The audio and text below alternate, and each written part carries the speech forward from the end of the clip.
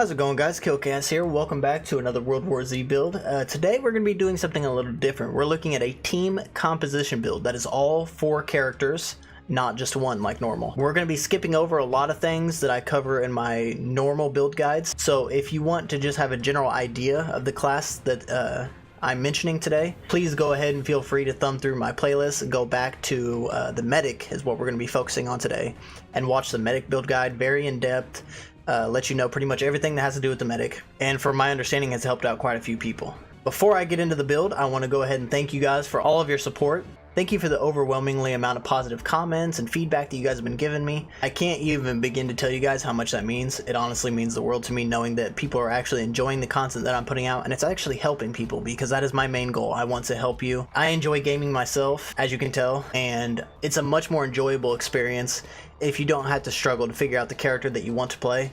If you could just watch a guide and it helps you out, maybe gives you some tips and tricks you didn't think of, perfect. And that's what I'm striving to do here. With that being said, please go ahead and like the video if you enjoy it. The more likes it gets, the wider audience it reaches. So if you feel as though this is something that other people can benefit from, please like the video. Subscribe if you want to see more, and feel free to thumb through the rest of my playlists.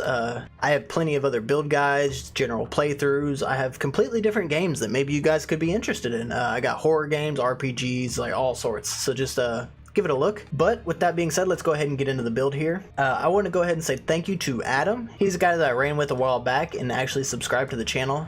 You can find him in my medic build guide. He actually gives me a tip that is going to come in handy with this build. But enough rambling, guys. Let's go ahead and get into the build. This team composition, like I said, all 4 of you guys, you're all 4 going to be running medic.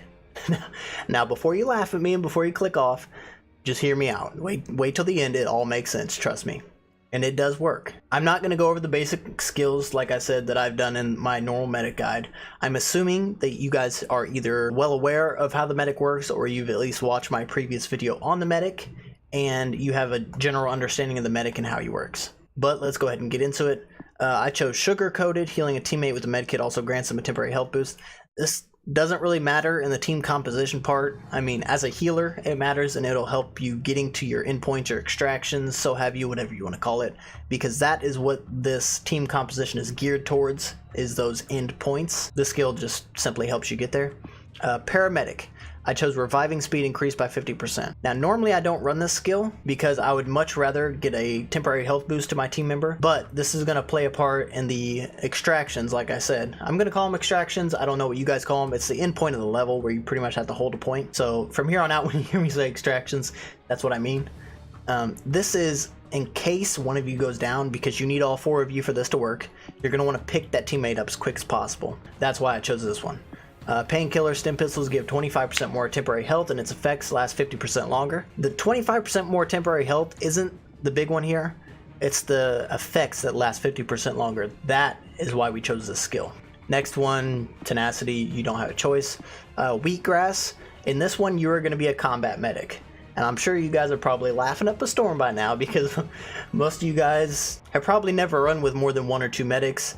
And this is definitely not a skill that you would see on your normal medic, but just bear with me. Wait till the end. Just bear with me. Next skill here, I got efficiency, 25% chance of using a med kit without depleting your supply.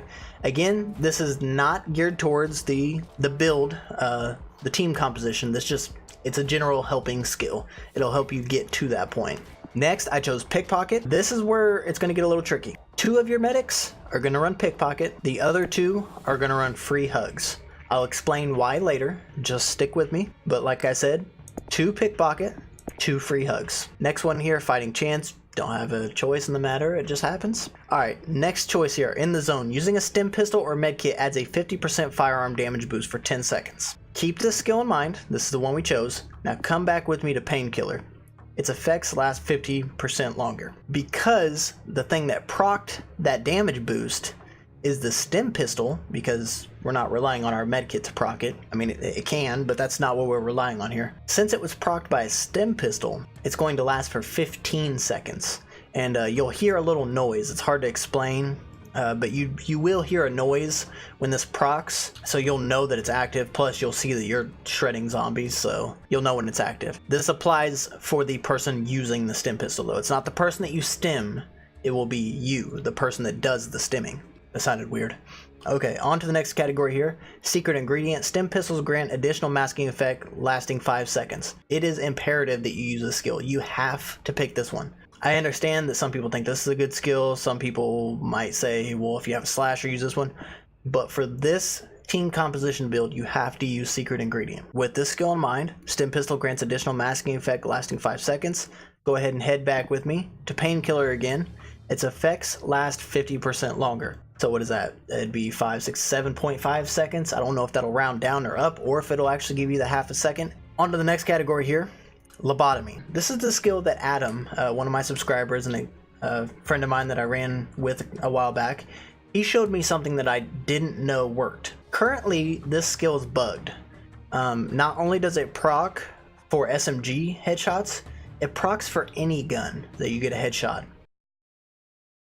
And that just opens up a whole world of possibilities. But what we're going to focus on is the shotgun, because the shotguns have the highest penetration and the highest damage of any gun in the game. And all of you who have used a shotgun understand how easy it is at point blank range to get a headshot. And what this does is it'll essentially make it, if you're hitting headshots with every shot, it'll make it to where your clip never runs dry. Because your clip never runs dry, you don't have to reload. Therefore, infinite ammo. And your extractions, endpoints, hold points, where you have the horde coming for some objective and your job is to protect that objective, they're going to be piling up on it. So whether that's Tokyo, where you're protecting the gate at the end, whether that's Jerusalem right before you do the satellite dish bomb thing, and you're protecting Green Gold in that little cage area, or even earlier in Jerusalem where you're protecting Green Gold yet again and he's in this little cage thing, the zombies will stack up on that point, and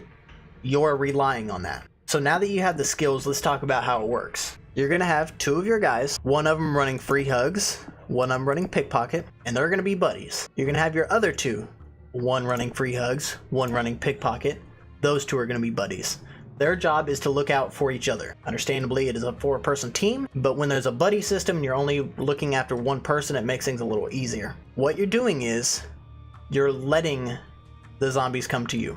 You're letting them come to the point that you need to hold, that you need to protect, or otherwise the mission will end. When that horde activates at the endpoints, and I'm not talking about the small little trash spawns of 5, 6, 7 zombies, you can just deal with those like a normal team would. I'm talking about the big ones, the ones they even notify you for that are coming in. What you're going to do is, you and your buddy are either A, going to stand right in front of the objective that the zombies are trying to get to, or you're going to pick a side of the objective. So say the gate is here, you're going to have one guy or one group here, one group over here, gate in the middle. So either in front or 2 on each side. What you are then going to do when the zombies get to you is you're going to stim. You want the guy running pickpocket to be the first guy that stims. So he's going to stim his buddy with free hugs. Then he's going to stim himself. You guys are then both going to be invisible. Since he is the one that stemmed, he's going to do 50% firearm damage with his shotgun that hopefully he has picked up at this point. Preferably assault shotgun, or I mean combat shotgun even works, but assault shotgun is very, very good at this point. What he then is going to do, invisible and doing more damage, he's going to turn to the group of zombies that have now formed at the objective and start hitting headshots. That simple. He's going to do more damage. He's never going to run out of ammo, so he's never going to have to reload, and he's going to be invisible. Now, the reason we're focusing on the pickpocket guys so much here is because they have the 25% chance to proc another stim pistol. If they're the ones that are focusing on the killing, they're not competing with the other 2 teammates that are running free hugs at trying to proc this. If there's only 2 killers, you have a better chance of proccing this. You might then ask, okay, so what's the point of the other guys? The other guys are there in case the 2 pickpocket guys are having trouble keeping up with the horde. Say you got 10 seconds until Green Gold's overwhelmed, then the free hugs guys are going to step in, they're going to stim you, they're going to stim themselves, and the main goal there is to keep each other invisible. The guys running free hugs are the ones that are going to be getting the equipment bags. The guys with pickpocket are not. They are going to rely solely on proccing this for themselves. 2 guys with assault shotguns or even the combat shotguns maxed out, fully upgraded, they can take out a horde. They easily can take out a horde. And like I said, if they're not having to reload because the zombies are pretty much in their face, they also don't have to worry about getting hit because they're invisible. All you're doing is it's just free target practice. The zombies are completely ignoring you and you're just shredding them. 1 tapping every zombie, never running out of ammo, never becoming uninvisible. And you're just permanently invisible. So hopefully I didn't lose you guys by now. Hopefully you guys get the picture that I'm trying to say here. But yeah, this is a concept idea. I've given it a little bit of work, but it's hard to get 4 random people all grouped together that want to run the same build. But I have attempted to get it to work with me and a friend, and both of us were able to get it to work pretty decently. But if you had 2 others running the same thing, it'd work very, very, very well. We were able to complete the mission, but like I said, you'd absolutely cheese the mission if all 4 of you were running the same build. If you like this guide, if you think it'll be useful, if you've tried it out and it was useful, please let us know down in the comments. Please like the video if you enjoyed it. If you have any suggestions on how to make it better, if you have any general concerns on why you think it won't work, it's pretty much anything, let me know down in the comments. Let me hear from you. I highly enjoy hearing from you guys. Like I said, this is my first team composition build. I'm going to try to do a couple of these and try to get you guys prepared for the 6 skull difficulty and the new Tokyo map that's coming out. I believe it's June 3rd that's coming out, so we'll try to get you guys all prepared. Hopefully you enjoyed. Like this video if it helped out, and subscribe to see more. And without further ado, guys, I'm going to go ahead and call the episode here. I have been KillKhast, you guys have been absolutely amazing, and I cannot wait to see you in the next one. Bye-bye.